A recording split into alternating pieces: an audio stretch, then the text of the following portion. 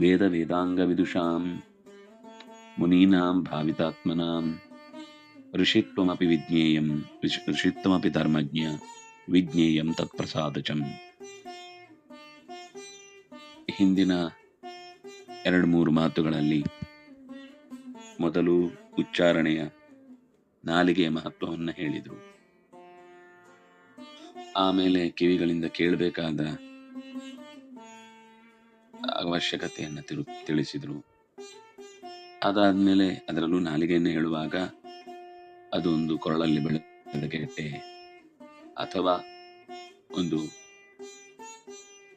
ಈ ಕೆಲವೊಮ್ಮೆ ಕಿರುನಾಲಿಗೆ ಅನ್ನೋದು ಮಾತು ಬಾರದೆ ಇರುವುದಿದೆ. ಹಾಗೆ ಇದು ನಾಲಿಗೆಯಲ್ಲಿ ಹುಟ್ಟಿದ ಒಂದು ಕೊಬ್ಬು ಅಥವಾ ದುರ್ಮಾಂಸ. ಹೀಗೆ ನಾಲಿಗೆ ಸದುಪಯೋಗ ಆಗದೇ ಇದ್ರೆ ಅದು ವ್ಯರ್ಥ ಅನ್ನೋದನ್ನ ತಿಳಿಸ್ಲಿಕ್ಕಾಗಿ ಅಂತ ಮಾತುಗಳು ಬಂದವು. ಅದಾದ್ಮೇಲೆ ಪ್ರದಕ್ಷಿಣೆ ಮಾಡುವುದರ ಉದ್ದೇಶದಿಂದ ಕೈ ಮುಗಿಯುವುದಾಗಿರ್ಬೋದು, ಕಾಲ್ನಡಿಗೆಯಿಂದ ದೇವತಾ ಸನ್ನಿಧಾನಗಳನ್ನ ದರ್ಶಿಸುವುದಿರಬಹುದು. ಇದು ಅತ್ಯಂತ ಮುಖ್ಯ. ಪ್ರದಕ್ಷಿಣೆ ಮತ್ತು ನಮಸ್ಕಾರ ಅಂತ ಅನ್ನೋದು ಭಗವಂತನ ಪ್ರೀತಿಯನ್ನು ಸಂಪಾದಿಸ್ಲಿಕ್ಕಿರುವಂತಹ ಅಪೂರ್ವವಾದ ಕಾರ್ಯಗಳು. ಅದು ಭಗವಂತನ ಮಹಿಮೆಯನ್ನೇ ನಂಬಿ ಸಾಗಿದ್ದರ ಪರಿಣಾಮವಾಗಿ ಪ್ರದಕ್ಷಿಣೆ ನಮಸ್ಕಾರಗಳ ಹಿರಿಮೆಯಾಗಿ ಪ್ರಕಟಗೊಂಡಿತು. ಅರ್ಚನೆಯ ಬಾಹ್ಯಮುಖವೂ ಹೌದಿದು. ಅರ್ಚನೆ ಅಷ್ಟೇ ಸಾಕಾಗುವುದಿಲ್ಲ. ಅರ್ಚನೆಯಿಂದ ಭಕ್ತಿ ಬರಬೇಕು, ಭಕ್ತಿಯಿಂದ ಸ್ಮರಣೆ ಇರಬೇಕು, ಸ್ಮರಣೆಯಿಂದ ಭಗವತ್ ಪ್ರಸಾದ ಆಗಬೇಕು, ಆ ಪ್ರಸಾದದಿಂದ ಮುಕ್ತಿ ಆಗಬೇಕು. ಅರ್ಚನೆ ಫಲವಾದ ಈ ಮೂರನ್ನು ಕೂಡ ತಿಳಿಸ್ಲಿಕ್ಕೋಸ್ಕರ ಈ ಮಾತುಗಳೆಲ್ಲ ನಿರೂಪಣೆಗೊಂಡವು. ಅಂದ್ರೆ ಭಕ್ತಿಯಿಂದ ಸ್ಮರಣೆ, ಸ್ಮರಣೆಯಿಂದ ಪ್ರಸಾದ. ಈ ಪ್ರಸಾದದ ವಿಷಯವನ್ನ ಈ ಪದ್ಯ ಹೇಳ್ತಾ ಇದೆ. ಹಿಂದಿನ 2 ಪದ್ಯಗಳಲ್ಲಿ ಭಕ್ತಿಯ ಬಗ್ಗೆ ಮಾತು ಬಂತು, ಸ್ಮರಣೆಯ ಬಗ್ಗೆ ಎಚ್ಚರ ಇರಲಿ ಅಂತನ್ನುವ ಆದೇಶ ಹೊರಡಿತು. ಈಗ ಅದು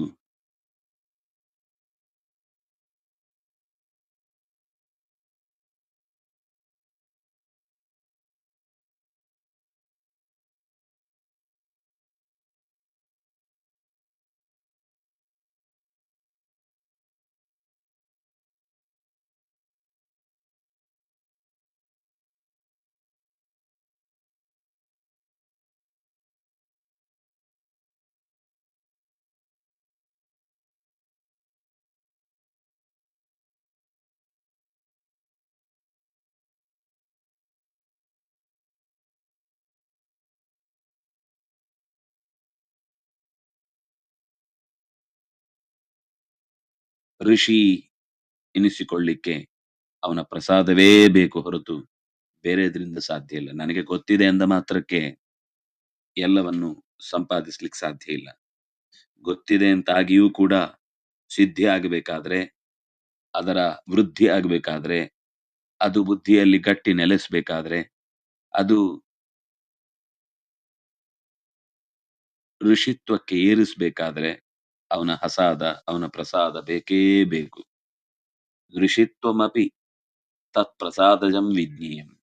ಋಷಿತ್ವಂ ಅಂತರ್ದೃಷ್ಟಿ ಪಡೆಯುವಂತಹ ಅಪರೋಕ್ಷ ಜ್ಞಾನಿಯಾಗುವುದಕ್ಕೂ ಕೂಡ ತತ್ಪ್ರಸಾದಜಂ ವಿಜ್ಞೇಯಂ. ಅವನ ಪ್ರಸಾದವೇ ಬೇಕು ಎನ್ನುವುದನ್ನು ತಿಳಿಯಬೇಕು. ಅವನ ಪ್ರಸಾದದಿಂದಲೇ ಹುಟ್ಟುವುದು ಈ ಅಂತರ್ದೃಷ್ಟಿಯ ತೆರವು. ಅಂತರ್ದೃಷ್ಟಿ ಅದು ತೆರೆದುಕೊಳ್ಬೇಕಾದ್ರೆ ಕೇವಲ ನಮ್ಮ ಹೊರಗಿನ ಅಧ್ಯಯನದ ಪ್ರಭಾವ, ತೀವ್ರವಾದ ಅದಕ್ಕಾಗಿನ ಬೇಡಿಕೆ, ಪ್ರಾರ್ಥನೆ ಇಷ್ಟು ಸಾಕಾಗುವುದಿಲ್ಲ. ಆ ಪ್ರಾರ್ಥನೆಯನ್ನ ಮೆಚ್ಚಿ ಭಗವಂತ ಒಲಿದು ಉದ್ಧರಿಸುವ ದೃಷ್ಟಿಯನ್ನ ಬೀರಿದಾಗಲೇ ಪ್ರಸಾದ ಅಂತಂದ್ರೆ ಪ್ರಸನ್ನತೆ. ಭಗವಂತ ಯಾವಾಗ್ಲೂ ಪ್ರಸನ್ನನೆ. ಅದಕ್ಕಾಗಿ ಅವನನ್ನ ಪ್ರಸನ್ನವದನ ಅಂತ ಕರೀತಾರೆ. ಪ್ರಸನ್ನವದನ ಶ್ರೀಮಾನ ಪ್ರಮೇಯ ಪರಾಕ್ರಮ ಅಂತ ಅವನನ್ನ ಚಿಂತಿಸುವ ಮುಖಗಳನ್ನ ನಿರೂಪಿಸಿದ ರೀತಿ. ಪ್ರಸಾದ ಮತ್ತೆ ಹಾಗಾದ್ರೆ ಏನು ಮತ್ತೆ ಪ್ರಸಾದ ಅಂತ ಏನ್ ಕೇಳ್ತಾ ಇರೋದು? ವ್ಯಕ್ತಿಶಃ ನಮ್ಮ ಬಗ್ಗೆ ಗಮನ ಹರಿಸಿ ಇವನಿಗೆ ಉದ್ಧಾರವಾಗಲಿ, ಇವನಿಗೆ ಜ್ಞಾನೋದಯವಾಗಲಿ, ಇವನಿಗೆ ಅಂತರ್ದೃಷ್ಟಿ ಸಿಗಲಿ ಅಂತ ಅಂದುಕೊಳ್ಳುವ ಆಲೋಚನೆಯನ್ನ ಪ್ರಸಾದ ಅಂತ ಕರೆದ್ರೆ ಅದರಿಂದ ಹುಟ್ಟುವಂಥದ್ದು ಋಷಿತ್ವ. ಆ ಋಷಿತ್ವ ಅನ್ನೋದು ಯಾರಿಗೆ ಬರುತ್ತೆ ಅಂದ್ರೆ ಸರ್ವದಾ ವಿದ್ಯಮಾನವಾದ ಸತ್ಯವಾದ ಮಾತುಗಳನ್ನ ಯಾರು ಅರಿಯುತ್ತಾನೋ, ಸರ್ವದಾ ತಿಳಿಯುವಂಥದ್ದು ಯಾವಾಗಲೂ ತಿಳಿಯಬೇಕಾದ ಸಂಗತಿ ಯಾವುದು? ಸತ್ಯಂ ವದ ಧರ್ಮಂಚರ ಅಂತ ಮಾತುಗಳು ಬಂದಾಗ ಪ್ರಾಮಾಣಿಕವಾದ ನಿಲುವಿನಲ್ಲಿ ಬದುಕಿನ ಸತ್ಯ ಇದೆ, ಪ್ರಾಮಾಣಿಕ ನಿಲುವಿನಲ್ಲೇ ಬದುಕಿಗೆ ಅರ್ಥ ಇದೆ ಅಂತ ಬೋಧಿಸುವಂತಹ ಋಷಿ ಕಂಡ ಮಾತುಗಳು.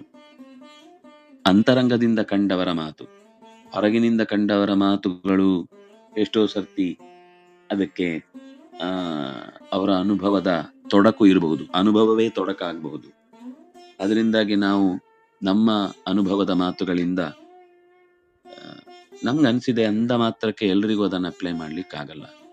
ಯಾವಾಗ ಎಲ್ಲರಿಗೂ ಒಪ್ಪಬಹುದಾದ ವಿಶ್ವದ ಏಕದೃಷ್ಟಿಗೆ ಹೊಂದುವ, ಅಂದ್ರೆ ಸಿಂಕ್ರನೈಸ್ ಆದ, ಟ್ಯೂನ್ ಆದ ಬುದ್ಧಿಗೆ ಏನು ಮಾತು ಹೊಳೆಯುತ್ತೋ, ಅಂದ್ರೆ ಮಹಾಬುದ್ಧಿಯ ಜೊತೆಗೆ ಇವನ ಬುದ್ಧಿ ಬೆರೆತಾಗ ಹುಟ್ಟುವ ಮಾತೇನಿದೆಯೋ ಅದು ಸಾರ್ವಕಾಲಿಕವಾಗಿ ಉಳಿಲಿಕ್ಕೆ ಸಾಧ್ಯ. ಅದು ಅಂಥ ಸ್ಥಿತಿಗೆ ಹೋದಾಗ ಹೆಚ್ಚು ಅನುಕೂಲ ಆಗತ್ತೆ. ವೇದಮಂತ್ರವನ್ನ ಅರ್ಥೈಸಿಕೊಳ್ಳುವಾಗ ಯಾವಾಗಲೂ ಕೂಡ ಅವರ ಮಟ್ಟಕ್ಕೆ ಹೋದ್ರೆ ಮಾತ್ರ ಅದು ಆ ತೆರವು, ಆ ದೃಷ್ಟಿ ನಮ್ಮಲ್ಲಿ ಸಂಪಾದನೆಗೊಳ್ಳುತ್ತೆ. ಆದರೆ ಅದು ಕಷ್ಟ ಅನ್ನೋದಕ್ಕೇನೆ ಅನೇಕ ದೃಷ್ಟಿಯಿಂದ, ಅಂದ್ರೆ ಬಾಯ್ಪಾಠ ಮಾಡ್ಬೋದು, ಮೇಲ್ನೋಟದ ವ್ಯಾಖ್ಯಾನಗಳನ್ನು ಅಧ್ಯಯನ ಮಾಡ್ಬೋದು, ಅದರ ವಿವರವನ್ನು ತಿಳ್ಕೊಳ್ಳುವುದು, ಆದ್ರೂ ಅದರ ಸತ್ಯ ತೆರೆದುಕೊಳ್ಳುವುದು ತುಂಬಾ ಕಷ್ಟ. ಆ ವ್ಯವಸ್ಥೆಯ ಸುಲಭೀಕರಣಕ್ಕಾಗಿ, ಸಹಾಯಕ್ಕಾಗಿ ಆ ಅಧ್ಯಯನ ಮಾಡುವವನಿಗೂ ಅತ್ಯಂತ ಮುಖ್ಯವಾದ ದಾರಿಯನ್ನ ತೋರಿಸಿದ್ದು ಸೂತ್ರಗಳ ಮೂಲಕ, ಭಾರತ ಇತಿಹಾಸದ ಮೂಲಕ. ಹಾಗಾಗಿ ಸೂತ್ರಗಳು ಆ ವೇದಗಳ ಅರ್ಥವನ್ನ ತಿಳಿಲಿಕ್ಕೆ ಮಹಾ ಸಹಾಯಕ. ಇಡೀ ಶಾಸ್ತ್ರಗಳಲ್ಲಿ ವೇದವ್ಯಾಸರು ಪರವಿದ್ಯೆ ಅಂತ, ಅಥವಾ ಎಲ್ಲರೂ ವೇದವ್ಯಾಸರು ಅಂತ ಮಾತ್ರ ಅಲ್ಲ, ಎಲ್ಲರೂ ಪರವಿದ್ಯೆ ಅಂತ ಕರೆಯುವುದು ಸೂತ್ರಗಳ ಅನುಸಂಧಾನವನ್ನ.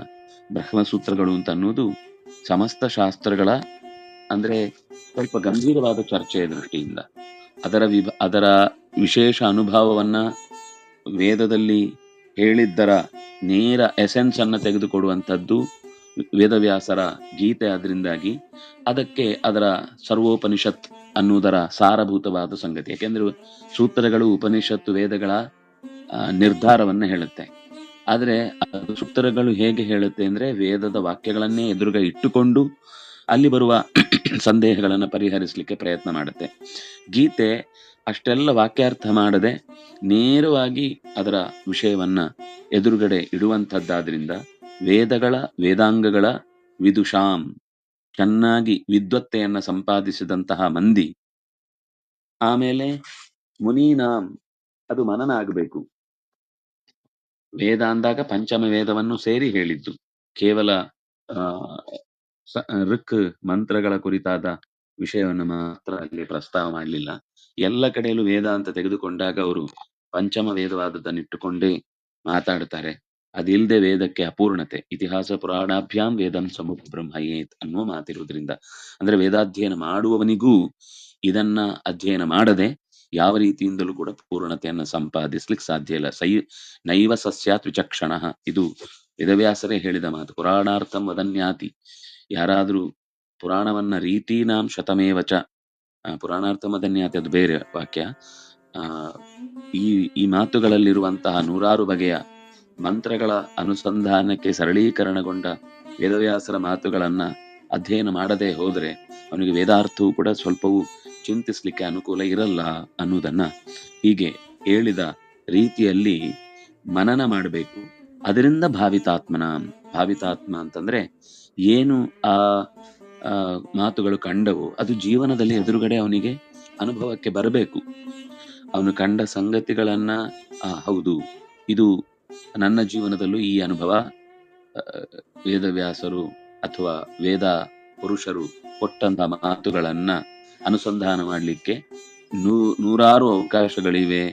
ಅಲ್ಲಿ ಹೇಳಿದ ಯುಕ್ತಿಗಳು, ಅಲ್ಲಿ ಹೇಳಿದ ಪರಿಹಾರಗಳು ಹೊಂದುವುದಕ್ಕೆ ಅನುಕೂಲಕರವಾದದ್ದು ಅನ್ನುವ ಎಚ್ಚರದೊಂದಿಗೆ ಯಾರು ಭಾವನೆ ಮಾಡ್ತಾನೋ, ಅದನ್ನ ತನ್ನ ಜೀವನದಲ್ಲಿ ಅನುಸಂಧಾನ ಮಾಡ್ತಾನೋ, ಆ ಮುನೀನಾಮ್ ಅನ್ನೋ ಶಬ್ದವು ಕೂಡ ಮನನಶೀಲ ಅನ್ನೋ ಅರ್ಥದಲ್ಲೇ ಬಳಸಿದ್ದು ಈ ಕಾರಣಕ್ಕಾಗಿ. ಕೇವಲ ತಿಳಿದ್ರೆ ಸಾಕಾಗುದಿಲ್ಲ, ತಿಳಿದದ್ದನ್ನು ಮನನ ಮಾಡಬೇಕು. ಮನನ ಮಾಡಿದ್ರೆ ಸಾಕಾಗುದಿಲ್ಲ, ಮನನ ಮಾಡಿದ್ದನ್ನ ಜೀವನದಲ್ಲಿ ಅಂತಹ ಪ್ರಸಂಗಗಳು ಬಂದಾಗ ಅಲ್ಲಿ ಹೇಳಿರ್ತಾರೆ, ಯಾವ ಕಾರಣಕ್ಕೂ ನಮಗೆ ಅಸೂಯೆ ಬರಬಾರದು ಅಂತ. ಅದು ಅವನಿಗೂ ಯಾವುದೋ ಅಂತಹ ಪ್ರಸಂಗ ಬಂದಾಗ ಅಸೂಯೆ ಹುಟ್ಟಬಾರದು. ಯಾವುದೋ ವಿಷಯದಲ್ಲಿ ಇನ್ನೊಬ್ಬರಲ್ಲಿ ಕೋಪ ಹುಟ್ಟಬಾರದು. ಅವನಿಗೂ ಆ ಜೀವನದಲ್ಲಿ ಇನ್ನೊಬ್ಬರ ಈ ಆ ಅಸಂಬದ್ಧವಾದ ಜೀವನದ ನಡೆಯನ್ನ ಕಂಡಾಗ ಅವರು ಅಶಕ್ತರಾಗಿ ಆ ಕೆಲಸ ಮಾಡ್ತಿರ್ತಾರೆ ಅಂತ ಸಮಾಧಾನ ಮಾಡಿಕೊಳ್ಳುವಂತಾದ್ರೆ ಅಲ್ಲಿ ಹೇಳಿದ ಕೇವಲಾಘೋ ಭವತಿ ಕೇವಲಾದಿ ಅಂತ ಋಗ್ಮಂತ್ರದ ಒಂದು ವಿಶಿಷ್ಟವಾದ ಸಾಲು. ಕೇವಲ ತನಗೋಸ್ಕರ ಬೇಯಿಸಿ ತಿನ್ನುವಂತಹ ದುರಭ್ಯಾಸ ಇರುವನು, ಬೇರೆಯವ್ರ ಬಗ್ಗೆ ಕಾಳಜಿಯೇ ಮಾಡದವನು, ಅವನು ಯಾವತ್ತೂ ಪಾಪವನ್ನೇ ಉಣ್ಣುತ್ತಾನೆ ಅಂತ ವೇದದ ಮಾತು. ಅದನ್ನೇ ಕೃಷ್ಣನು ಕೂಡ ಗೀತೆಯಲ್ಲಿ ಹೇಳಿದ್ದು, ಯೋ ಭುಂಕ್ತೆ ಸ್ಥೇನೈವ ಸಹ ಅಂತ. ಇನ್ನೊಬ್ಬರಿಗೆ ಕೊಡದೆ, ಇನ್ನೊಬ್ಬರ ಅವಶ್ಯಕತೆಯನ್ನ ಪೂರೈಸದೆ ನಮಗೋಸ್ಕರ ನಾವು ಮಾಡಿ ತಿಂತೇವೆ, ನಮಗೋಸ್ಕರ ನಾವು ಅಂದ್ರೆ ಅದು ತಿನ್ನುವುದು ಅನ್ನೋದು ಇದೆ, ಈ ಕರ್ಮ ಅನ್ನುವ ವ್ಯವಸ್ಥೆಯಲ್ಲಿ ತಿನ್ನುವುದು ಅನ್ನೋದು ಇದೆ. ಆದ್ರೆ ತಿನ್ನುವಾಗ ಅಗತ್ಯ ಇದ್ದ ಇನ್ನೂ ಬೇರೆಯವರನ್ನ ಗಮನಿಸದೆ ನಾವು ಅದನ್ನ ಉಣ್ಣುತ್ತೇವೆ ಅಂತಂದಾಗ ನಮ್ಮ ಅಧ್ಯಯನದಲ್ಲಿ ಬಂದ ಸಂಗತಿಯನ್ನ ನಾವು ಅನುಷ್ಠಾನಕ್ಕೆ ತರಲಿಲ್ಲ. ಊಟ ಅಂತ ಅನ್ನೋದು ಒಂದು ಯಜ್ಞ, ಸ್ನಾನ ಅಂತ ಅನ್ನೋದು ಒಂದು ಯಜ್ಞ. ನಮ್ಮ ಪ್ರತಿಯೊಂದು ದೇಹದ ಅಗತ್ಯಕ್ಕಾಗಿ ನಾವು ಮಾಡುವ ಎಲ್ಲ ಕೆಲಸಗಳನ್ನು ಕೂಡ ಭಗವತ್ ಪೂಜಾರೂಪವಾಗಿ ಮಾಡಬೇಕು ಅನ್ನೋದೇ ವೇದಗಳ ಸಾರ. ಆ ಸಾರವನ್ನ ಅವನು ಗ್ರಹಿಸ್ಲಿಲ್ಲ, ಅದನ್ನು ಜೀವನದಲ್ಲಿ ಅನುಷ್ಠಾನಕ್ಕೆ ಮಾಡ್ಲಿಲ್ಲ. ಆದ್ರೆ ವೇದ ಪಾರಾಯಣ ಮಾಡುವಾಗ ಮಾತ್ರ ಅದರಲ್ಲಿ ತಲ್ಲೀನನಾಗ್ತಾನೆ. ಹಾಗೆ ಹೀಗೆ ಎಲ್ಲ ಸರಿ, ಅದು ಬೇಕು, ಅದಿಲ್ಲದೆ ಅಧ್ಯಯನ ಸಂಪೂರ್ಣ ಆಗುವುದೂ ಇಲ್ಲ. ಆದ್ರೆ ಅದರ ಅನುಷ್ಠಾನದ ವ್ಯವಸ್ಥೆಯಲ್ಲಿ ಅವನು ಸೋಲ್ತಾನೆ ಅಂತಂದ್ರೆ ಅದು ಪೂರ್ಣವಾದ ಸಂತೋಷವನ್ನ, ಪೂರ್ಣವಾದ ಫಲವನ್ನ ಕೊಡುವಂಥದ್ದಲ್ಲ. ಅದಕ್ಕೂ ಕೂಡ ಆ ರೀತಿಯಾದ ವ್ಯವಸ್ಥೆಗೂ ಕೂಡ ಋಷಿತ್ವ ಬರುವುದು ಭಗವಂತನ ಪ್ರಸಾದದಿಂದಲೇನೆ. ಅವನ ಪ್ರಸಾದ ಇದ್ದರೇನೆ ಕಲಿತ ಸಂಗತಿ ಕಾಲದಲ್ಲಿ ನೆನಪಾಗುತ್ತೆ. ಕಲಿತ ಸಂಗತಿ ಕಾಲಕ್ಕೆ ನೆನಪಾಗುವುದು ಮಾತ್ರ ಅಲ್ಲ, ಅದು ಇನ್ನೊಬ್ಬನಿಗೆ ಹೇಳುವಾಗ ಅವರಿಗೆ ಅದು ಕನ್ವಿನ್ಸ್ ಆಗುತ್ತೆ. ಕಲಿತ ಸಂಗತಿ ಅದನ್ನ ಜೀವನದಲ್ಲಿ ಅನುಷ್ಠಾನ ಮಾಡಲಿಕ್ಕೆ ಬರುತ್ತೆ. ಕಲಿತ ಸಂಗತಿ ನಮ್ಮನ್ನ ಋಷಿತ್ವಕ್ಕೆ ಏರಿಸುತ್ತೆ. ಇದೆಲ್ಲವೂ ಕೂಡ ತತ್ಪ್ರಸಾದಜಂ, ಅವನ ಪ್ರಸಾದದಿಂದಲೇ ಸಾಧ್ಯ. ಹಾಗಾಗಿ ಭಗವಂತ ಪ್ರಸನ್ನನಾಗು, ಪ್ರಸೀದ ದೇವೇಶ ಜಗನ್ನಿವಾಸ ಅಂತ ಆ ವಿಸ್ತಾರವಾದ ಭಗವದ್ ರೂಪವನ್ನ ಕಂಡಾಗ ಅರ್ಜುನನ ಪ್ರಾರ್ಥನೆ, ಪ್ರಸೀದ, ನನ್ನೆಡೆಗೆ ಪ್ರಸನ್ನನಾಗು. ನಮಗೂ ಅದೇ ಪ್ರಾರ್ಥನೆ ಬೇಕಿರುವುದು. ಓ ಭಗವನ್, ನನ್ನೆಡೆಗೆ ಪ್ರಸನ್ನನಾಗು. ನನಗೆ ಜ್ಞಾನ, ಬೇರೆ ಯಾರತ್ರನೂ ಜಗಳ ಆಡಿ ಉಪಯೋಗ ಇಲ್ಲ. ದೇವರೇ ನನಗೆ ಅರಿವು ಬರಲಿ, ದೇವರೇ ನನಗೆ ಅರಿವು ಹದವಾಗಲಿ, ದೇವರೇ ನನಗೆ ಅರಿವು ಅಗತ್ಯದಲ್ಲಿ ಅದು ನೆನಪಿಗೆ ಬರಲಿ, ದೇವರೇ ನನಗೆ ಅರಿವು ಎಲ್ಲ ಸಂದರ್ಭದಲ್ಲೂ ಕೂಡ ಫಲ ಕೊಡ್ಲಿ, ನಿನ್ನ ದರ್ಶನಕ್ಕೆ ಕಾರಣವಾಗಲಿ ಅನ್ನುವ ಈ ಪ್ರಾರ್ಥನೆಯನ್ನ ಮಾಡುವುದಕ್ಕೆ ನಾವು ಯಾವಾಗಲೂ ಕಾತರರಾಗಿ ಇದ್ರೆ ಯಾರತ್ರವೂ ನಾವು ನಮಗೆ ಯಾವ ಚಿಂತನೆ ಬೇಕೋ ಅದನ್ನ ಪಡೀಲಿಕ್ಕೆ ಬೇಸರ ಪಡಬೇಕಾದ್ದಿಲ್ಲ, ಅಥವಾ ಪಡೀಲಿಕ್ಕೆ ಒದ್ದಾಟ ಪಡಬೇಕಾಗಿ